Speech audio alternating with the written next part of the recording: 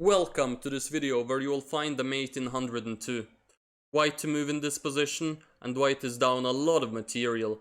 However, the bishop on f8 has no squares and the rooks on d8 and c8 are highly inflexible. However, black can still move their king on b8 and their pawns. Now, to avoid the king on b8 from moving, white would love to transfer a rook to a1 in this position. So that's what white does. And then now, if it would be black to move in this position, they'd be forced to play a pawn move.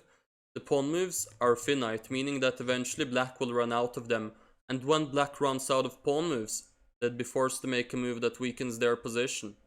Now, to get this position with black to move, white has to do a triangulation with the king on the following squares. And then white achieves the same position with black to moves and black makes a pawn move. Now, white repeats this process a gazillion times.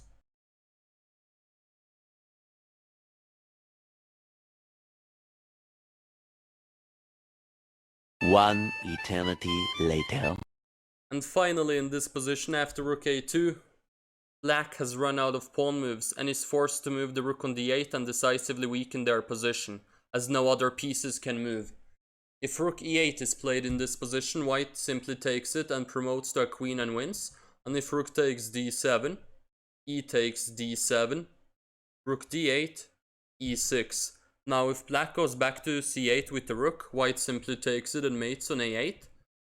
And if black takes on d7 with the rook, white takes it, and after e6, white has a fancy choice of mating with the rook, but can also just mate with the queen on d8.